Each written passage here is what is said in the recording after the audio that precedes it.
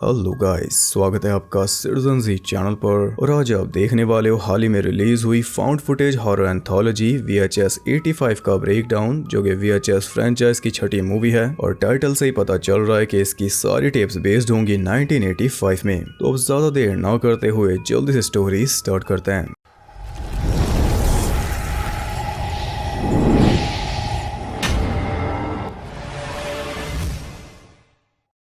तो जो frame story है उसका नाम है टोटल कॉपी। ये हमें बाकी सब टेप्स के बाद बीच बीच में भी दिखाई जाएगी। और इसके डायरेक्टर हैं VHS फ्रेंचाइज के OG डेविड ब्रकनर, जिन्होंने पिछले साल बनाया था हेलरेजर रिबूट। इसमें हम देखते हैं स्लाइम से कवर्ड एक अजीब से बच्चे को जिसका नाम है रोरी, और ये इस दुनिया का तो नहीं लगता। उसे टीवी पर एक एक्सरसाइज वीडियो दिखाई जा रही है जो कि 80s में काफी पॉपुलर थी। और इसे दिखाने का मकसद है कि रोरी थोड़ी इंटरेक्शन करे या कोई प्रतिक्रिया दे, क्योंकि ये कुछ बोलता नहीं ना ही रिएक्ट करता है। फिलहाल साइंटिस्ट इसे स्टडी कर रहे हैं ताकि इसे और बेहतर जान पाएं और दुनिया को बता पाएं कि आखिर ये है क्या। अब रोरी की प्रोग्रेस ऐसे ही बीच बीच में चलती रहेगी। हम आते हैं अपनी पहली टेप पर जिसका नाम है नो वेक, और इसके डायरेक्टर है माइक पी नेल्सन, जो बना चुके हैं रॉन्ग टर्न रिबूट। इसमें हम देखते हैं 7 दोस्तों के एक ग्रुप को जो कि अपनी RV में एक लेक पर पहुंचे हैं एंजॉय करने। वही 80s वाला प्लॉट। उस लेक के आसपास कई सारे साइंस लगे हुए थे जिन पे लिखा था नो स्विमिंग, यानी कि पानी से दूर रहना।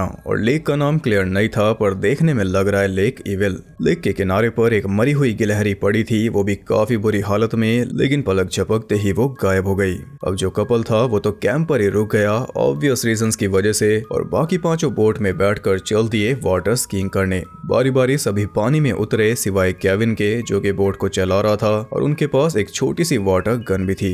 यार अब स्कीइंग कर रही थी रॉबिन, तभी इन सब ने देखा कि RV के पास एक ट्रक खड़ा था और वो कपल वहां पर नहीं था। रॉबिन अच्छा खासा एंजॉय कर रही थी कि तभी अचानक वो बेजान होकर पानी में गिर गई। पास जाने पर पता चला कि उसे तो गोली लगी है, जिस वजह से वो मर चुकी। इससे पहले कि ये सब कुछ समझ पाते कोई इन्हें भी शूट करने लगा, जिससे एक एक करके ये भी मारे गए। एक गोली लगी केविन के माथे में और कैली का तो जबड़ा चीर कर गोली बाहर निकली। बचने के लिए रॉब और ड्रू लेट गए थे, और तब तक रॉब की एक उंगली भी जा चुकी थी। किसी तरह वो बोट को स्टार्ट करना चाह रहे थे तो शूटर ने इंजन में ही गोली मार दी। अब वो सोच रहे थे कि बोट को एज कवर यूज करके वो तैर कर दूसरी साइड जा सकते हैं, पर तभी शूटर दूसरी बुलेट्स फायर करने लगा जो बोट के आर पार हो रही थी। कुछ इस तरह पहले रॉब मरा और फिर ड्रू, लेकिन कुछ देर बाद रॉबिन बोट के ऊपर आ गई। रॉबर्ट ड्रू भी फिर से जाग गए, और इवन कैली जिसका जबड़ा फटा हुआ था और खून झड़ने की तरह बह रहा था, वो भी मरने के बाद फिर से जाग गई। जागा नहीं तो सिर्फ केविन। वो चारों जल्दी से किनारे पर पहुंचे तो ट्रक जा चुका था, और वो खून से इनकी RV पर लिख कर गया था 7। पर वो उस कपल को भी मार कर गया है जिसमें जो लड़की थी वो रॉब की बहन थी।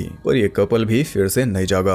अब चारों दिमाग लड़ा रहे थे कि आखिर ऐसा कैसे हुआ और क्यों हुआ। किसी का जबड़ा फटा हुआ है, किसी का दिमाग उड़ चुका है, किसी की आंतें उसके हाथ में है, किसी के दिल में गोली लगी है, और फिर भी ये सब जिंदा हैं और एक दूसरे से बात कर रहे हैं। बल्कि अब इन्हें और ज्यादा अच्छा फील हो रहा है। ड्रू बोलता है कि क्या हम ज़ॉम्बीज बन गए, तो रॉबिन कहती है कि ज़ॉम्बीज बोलते नहीं, और रॉब का तो दिमाग भी उड़ चुका है, फिर भी वो जिंदा है, यानी कि ज़ॉम्बीज तो ये है नहीं, ये तो पेट सेमेट्री वाला हिसाब है, ये बोला रॉबिन ने। और आप तो समझ ही गए होंगे।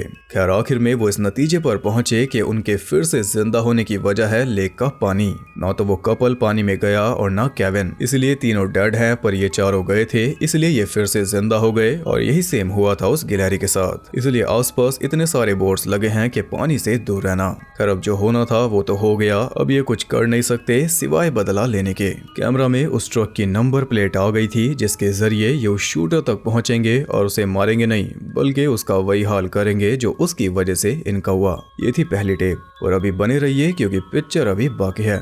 इसके बाद हम फिर से आ जाते हैं रोरी की कहानी पर। रोरी मिला था एक पहाड़ी पर जहां से उसे लाया गया स्टीमी यूनिवर्सिटी में, और उसके ऊपर काम कर रही थी डॉक्टर स्प्रैटलिंग की टीम। रोरी के टेस्ट होते थे, लेकिन उसने कभी अपना सोफा नहीं छोड़ा, और डॉक्टर भी पूरा कन्विंस था कि रोरी का मुंह खुलवा कर रहेगा।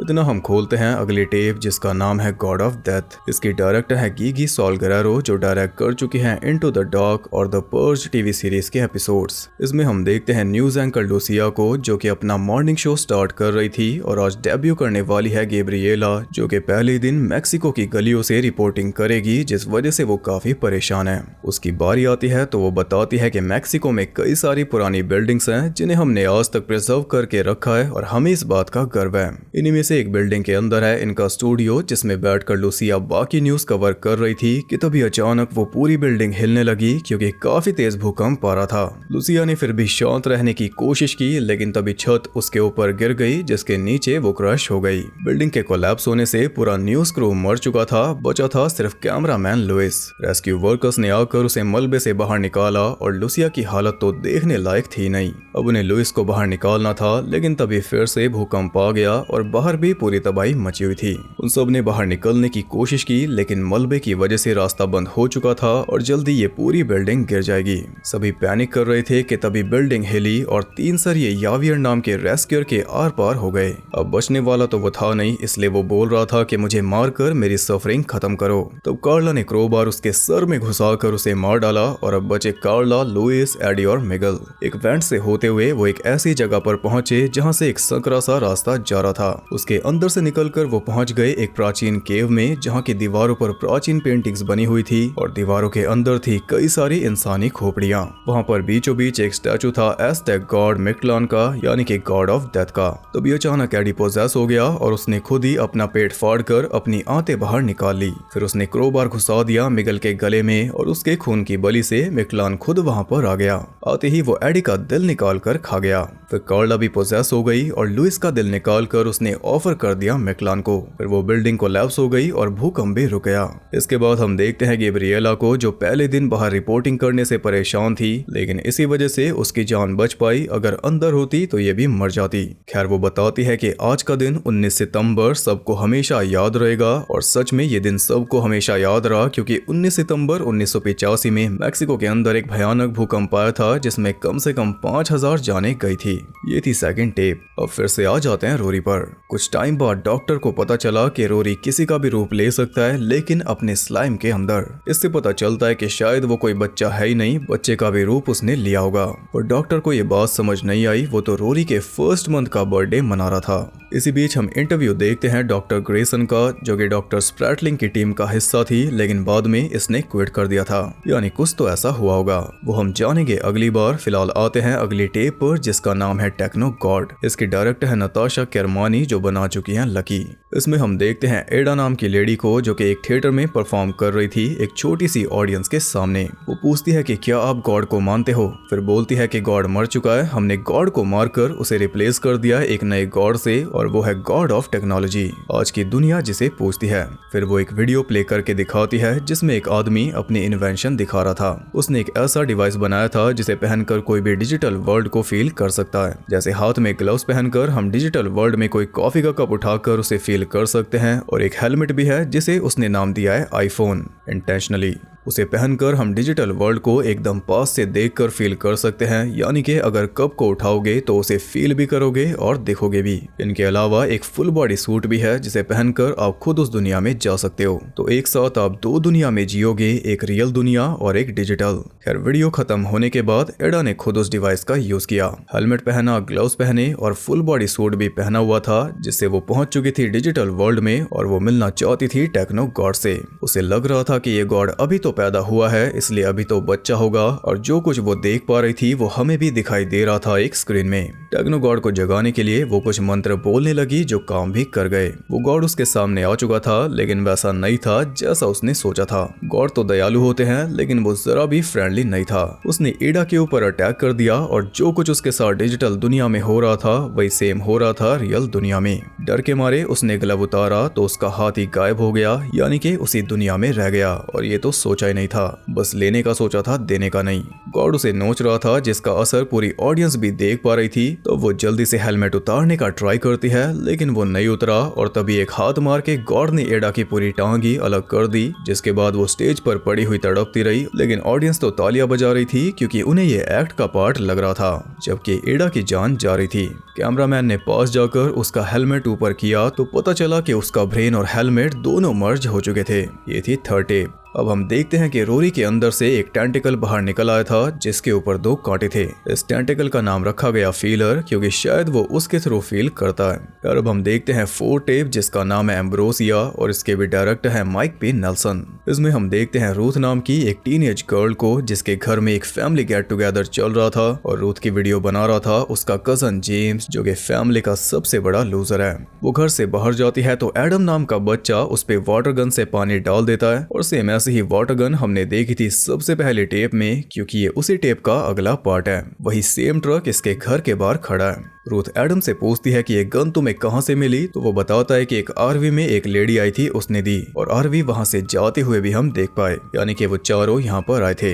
अब जाकर रिवील होता है इस फैमिली का सीक्रेट। उन सब के हाथों पर वही 7 वाला टैटू बना हुआ था जो बना हुआ था आरवी पर। ऐसा इसलिए क्योंकि ये इनकी फैमिली का ट्रेडिशन है। जब भी कोई फैमिली मेंबर 16 साल का होता है तो उसे 7 लोगों की जान लेनी होती है तब उसे मिलता है ये टैटू। और आज बारी थी रूथ की। वो पूरी फैमिली को वीडियो दिखा रही थी जिसमें उसने 7 लोगों को मारा और वो 7 हैं वही लेक वाले। पार्टी से जस्ट पहले ये बाहर गई थी तो इसे वो आरवी दिख गई थी और उसका पीछा करते हुए ये लेक पर पहुंची जहां पर इसने कैमरा सेट करके पहले उस कपल को मारा, फिर एक पेड़ के पीछे से शूट किया उन 5 को। और इससे पहले कि वो 5 केस देख पाते पुलिस ने उनके घर को चारों तरफ से घेर लिया। तो आज फैमिली भी खत्म होगी और फैमिली का ट्रेडिशन भी। पर रूथ की माँ ने उसे साफ बोल दिया कि पुलिस के हाथों मरोगी तो फैमिली पर धब्बा बनोगी, इससे अच्छा खुद अपनी जान ले लेना। पूरा परिवार बंदूकों से लैस होकर पूरा पागल हो चुका था लेकिन एक एक करके सभी मर रहे थे। रूथ जेम्स को भी एक गन पकड़ा रही थी लेकिन उसने मना कर दिया तो रूथ ने खुद ही उसे मार डाला और इसके बाद पुलिस ने रूथ को भी भून दिया। फिर एक डॉक्टर उसे चेक करने आई और तभी अचानक वो फिर से जिंदा हो गई। डॉक्टर को उसने मार डाला और इससे पहले कि पुलिस उसे दोबारा मारती उसने खुद ही अपना भेजा उड़ा लिया, लेकिन इससे भी वो मरी नहीं क्योंकि इसके ऊपर लग चुका है वही लेक वाला पानी उस वाटर गन से। यही बदला उन्हें लेना था, जैसा उनके साथ हुआ वैसा ही इसके साथ। पुलिस उसे पकड़ कर ले गई और ये थी 4 टेप। इधर रोरी ने डॉक्टर गैरी का रूप ले लिया था जिसे देखकर डॉक्टर स्प्रैटलिंग तो काफी खुश था लेकिन डॉक्टर ग्रेसन नहीं थी। ऐसा इसलिए क्योंकि गैरी तो कभी रोरी से मिला ही नहीं, तो बिना देखे वो इसका रूप कैसे ले सकता है, यानी कि वो मिरर के आर पार देख सकता है। पहले दिन से वो इन सब के ऊपर नजर रख रहा है और इन्हें लग रहा था कि ये उसके ऊपर नजर रख रहे हैं। डॉक्टर ग्रेसन के लिए ये चिंता की बात थी लेकिन डॉक्टर स्प्रैटलिंग के लिए था चमत्कार। वो रोरी को लेकर ऑब्सेस हो चुका था, उसे आता हुआ खतरा दिखा नहीं। खैर अब हम आ जाते हैं आखिरी टेप पर जिसका नाम है ड्रीम किल और इसके डायरेक्टर हैं स्कॉट डेरिक्सन जो बना चुके हैं सिनिस्टर, डॉक्टर स्ट्रेंज और द ब्लैक फोन। और ये टेप द ब्लैक फोन वाले यूनिवर्स में ही आती है, ऐसा खुद स्कॉट ने बताया। इसमें हम देखते हैं कि एक आदमी कैमरा लेकर किसी के घर में घुसा जिसके अंदर एक लेडी थी और वो पहले से पुलिस को फोन करके बता रही थी कि कोई मेरे घर में आ चुका है, पर पुलिस के आने से पहले ही उस आदमी ने एक मीट कार्वर से उस लेडी को मार डाला। फिर पुलिस वहां पर पहुंची जिसे लीड कर रहे थे डिटेक्टिव वेन और बॉबी। और ये मर्डर वेन पहले ही देख चुका है एक टेप में जो इसके पास आई थी 1 हफ्ते पहले। वो बोलता है कि वो कोई homemade Michael Myers, Friday the 13th या टेक्सास चेनसो वाली बकवास थी और ये मर्डर भी एग्जैक्ट वैसा ही है, इवन ये घर भी। लेकिन ये मर्डर हुआ है कुछ ही घंटे पहले। इसके बाद हम उस किलर को फिर से देखते हैं और इस बार वो घुसा है एक आदमी के घर में। उसने पहले उस आदमी की उंगलियां काटी, फिर टांग का मांस उखाड़ा और आखिर में उसकी छाती चीर कर उसे मार डाला। वेन और बॉबी यहाँ भी पहुंचे और ये मर्डर भी वेन पहले ही देख चुका है एक टेप में जो इसके पास आई थी कुछ दिन पहले। अब उसे मेल भेजने वाले को पकड़ना था जिसके लिए वो उसी मेल बॉक्स पर पहुंचा और भेजने वाले को उसने रंगे हाथों पकड़ लिया जो था बॉबी का बेटा गंथर। वो बताता है कि ये मर्डर्स उसने सपने में देखे थे और उसके सपने रिकॉर्ड हो जाते हैं VHS टेप में। तो वही टेप्स वो पुलिस को भेज रहा था ताकि पुलिस ये मर्डर्स होने से रोक सके। वेन को ये बात बकवास लगी पर बॉबी उसे बताता है कि इनकी फैमिली के पास एक गिफ्ट है फ्यूचर को देखने का। इसकी बहन ने भी इसलिए अपनी जान ली थी क्योंकि उसे भी ऐसे सपने आते थे और गंथर पहले भी फ्यूचर प्रेडिक्ट कर चुका है। इसके अलावा बॉबी नाम लेता है गंथर की कजन ग्वेन का, उसके पास भी एक गिफ्ट है और ये हम भी जानते हैं क्योंकि ग्वेन को हमने देखा था द ब्लैक फोन में। पूछताछ के बीच में ही एक और टेप उनके पास आ गई जो कि गंथर ने भेजी थी। उसमें सेम किलर ने एक और लेडी को मार दिया था। टेप के जरिए घर का एड्रेस उन्हें मिल गया, इसलिए दोनों जल्दी से वहां पर पहुंच गए। लेकिन घर के अंदर जाने से पहले वेन ने बॉबी से पूछा कि क्या तुम इस लेडी को जानते हो। बॉबी ने बोला नहीं, लेकिन वो झूठ बोल रहा था। बॉबी इसे भी जानता है और जो 2 मर्डर्स पहले हुए उन्हें भी। इन दोनों लेडीज ने बॉबी के ऊपर सेक्सुअल असॉल्ट का केस किया था और जो आदमी मरा वो था इन लेडीज का वकील। तो यानी कि बॉबी ही वो किलर है जो अपना रास्ता साफ कर रहा है। वेन उसे बोल रहा था कि अब भी सच बता दे, पर बॉबी ने सीधा उसके सर में गोली मार दी और इसके बाद वो चला गया घर में उस लेडी को मारने। इधर पुलिस स्टेशन में गंथर ने फिर से एक सपना देखा और वो देखता है कि सामने जो कैमरा रखा था उसमें वही सपना चल रहा था, यानी कि उसका सपना अब सच हो रहा है। तभी बॉबी वहां पर आ गया और अब गंथर भी जान चुका है कि उसका बाप ही किलर है। ये भी उसने सपने में देखा। बॉबी गंथर को भी मारने वाला है, लेकिन गंथर पहले से जानता है कि आगे क्या होगा। गार्ड्स वहां पर आ गए तो बॉबी ने एक एक करके सबको मार डाला, लेकिन आखिर में बॉबी को मार डाला गंथर ने। ये थी आखिरी टेप। अब खत्म करते हैं रोरी की कहानी। रोरी ने रिस्पॉन्ड करना बंद कर दिया था, जिस वजह से डॉक्टर स्प्रैटलिंग चिंतित था, पर डॉक्टर ग्रेसन के मुताबिक ये सब रोरी की चाल थी ताकि उसे फ्री होने का मौका मिल सके। लेकिन डॉक्टर स्प्रैटलिंग कुछ भी सुनने को तैयार नहीं था, वो बस अपनी मर्जी चला रहा था। इसलिए डॉक्टर ग्रेसन क्विट करके चली गई और उसने बाकी सबको भी चलने के लिए बोला, लेकिन वो नहीं गए, जिस वजह से सब के सब मारे गए। डॉक्टर ग्रेसन के जाने के बाद डॉक्टर स्प्रैटलिंग ने गैरी को रोरी के रूम में भेजा उसे इंजेक्शन देने, और रोरी ने उल्टा गैरी के ऊपर अटैक कर दिया अपने फीलर से। तब डॉक्टर्स ने मिलकर गैरी को बाहर निकाला, लेकिन रोरी ने एक और फीलर से गैरी को अंदर खींचकर उसे मार डाला। इसके बाद उसने जकड़ लिया मार्गरेट को। तब जाकर स्प्रैटलिंग वहां से भाग रहा था और उसके साथ था कैमरामैन एलेक्स, लेकिन हाथों पर खून लगे होने की वजह से दरवाजा नहीं खुला, इसलिए रोरी ने एलेक्स को भी मार दिया और फिर स्प्रैटलिंग को भी। फिर दोनों को अंदर खींचकर वो उन चारों की लाशों से वही एक्सरसाइज करवा रहा था जो ये उसे दिखा रहे थे। इसी के साथ ये मूवी होती है खत्म। ये थी एक और क्रीपी और गोर से भरी VHS मूवी जो हर साल अपना लेवल मेंटेन रख पाती है। फन फैक्ट ये है कि भूकंप वाले सेगमेंट की शूटिंग के टाइम पर एक असली भूकंप आ गया था। बाकी ये मूवी ना तो हिंदी में है और ना ही आप इसे देख सकते हो ऑनलाइन, क्योंकि आई है शडर पे जो इंडिया में चलता नहीं। पर 13 तारीख को शडर पे आने वाला है क्रीप शो का सीजन 4, तो प्रैक्टिकल इफेक्ट्स फिर से लौटेंगे मोरल्स के साथ। बाकी ये मूवी आपको कैसी लगी कॉमेंट करके जरूर बताना और अपनी फेवरेट टेप भी बता देना। वीडियो पसंद आई तो लाइक करना और ऐसी और इंटरेस्टिंग वीडियोस देखने के लिए चैनल को सब्सक्राइब करके बेल नोटिफिकेशन को ऑल पर सेट कर लो ताकि नोटिफिकेशन रिस्पॉन्ड करती रहे। और ज्यादा कनेक्टेड रहने के लिए आप मुझे इंस्टाग्राम पर फॉलो कर सकते हो, वहां आपको बहुत कुछ जानने के लिए मिल जाएगा और साथ ही बाकी जगहों पर भी जिनके लिंक्स आपको मिल जाएंगे नीचे। तो मैं आपसे मिलूंगा अगली वीडियो में, तब तक के लिए सबको बाय।